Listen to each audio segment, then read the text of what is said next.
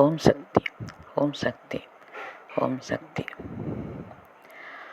இன்று அந்த அம்மாவின் இன்னொரு குணத்தை சொல்ல விரும்புகிறேன்.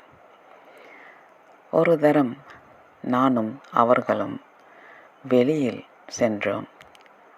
அவர்களுக்கு பால் வாங்க வேண்டியிருந்தது, கொஞ்சம் காய் வாங்க வேண்டியிருந்தது. அதனால் போனோம். போகிற வழியில் ஒருத்தர் பஸ் ஸ்டாப்பில் படுத்துக்கொண்டு அம்மா பிச்சை போடுங்கள் என்று சொல்லி கொண்டிருந்தார். அவரை பார்த்தவுடன் இந்த அம்மா, டேய் போய் வேலை பாரு, வேலை பார்த்து சம்பாதிச்சு அப்புறம் சாப்பிடு அப்படின்னு சத்தமாக சொன்னாங்க. நான் எங்கே பார்த்தாலும் ஒதுங்கி போயிடுவேன்.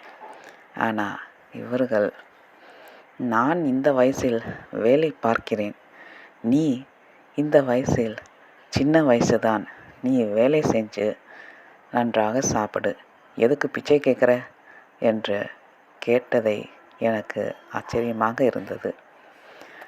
அடுத்து இன்னொருவர் இந்த அம்மாவிடம் வந்தார். அவர் நிறைய செயின், சங்கிலி, உத்திராட்சம் போட்ட மாலைகள் விற்பவர்.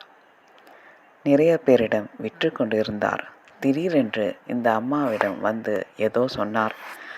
உடனே இந்த அம்மா சிரித்து கொண்டு சந்தோஷமாக இரு என்றார்கள்.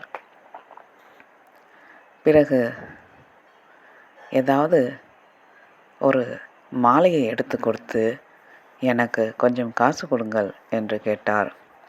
அந்த அம்மாவும் பர்ஸை திறந்து 10 வெள்ளியை எடுத்து கொடுத்தார்கள். பிறகு இது பத்தாது, இன்னும் கொஞ்சம் தாருங்கள் என்று கேட்டார். அதற்கு பர்ஸை திறந்து காட்டி, பார் இவ்வளோதான் இருக்குன்ட்ட அப்படின்னு சொன்னாங்க. சரி சரி என்று போய்விட்டார்.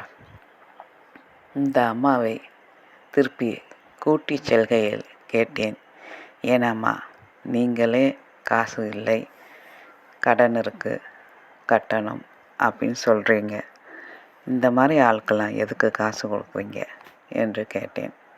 அதற்கு சொன்னார்கள், அவன் என்னை போல் வயசாகிற வரைக்கும் நன்றாக சந்தோஷமாக வாழணும் என்று கேட்டுக்கொண்டான். நானும் ஆசிர்வதித்தேன், நன்றாக வாழு என்று. பிறகு ஏன் காசு கொடுத்தீர்கள் என்று கேட்டதற்கு, கொஞ்சம் காசு தாருங்கள் என்று கேட்கையில் நான் ஒரு ஏமாந்தவள், மனசு கேட்காது, அதனால் கொடுத்து விட்டேன், சந்தோஷமாக இருக்கட்டும் என்று சொன்னார்கள்.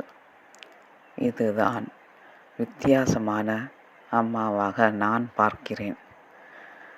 நன்றி, வணக்கம். ஓம் சக்தி, ஓம் சக்தி, ஓம் சக்தி.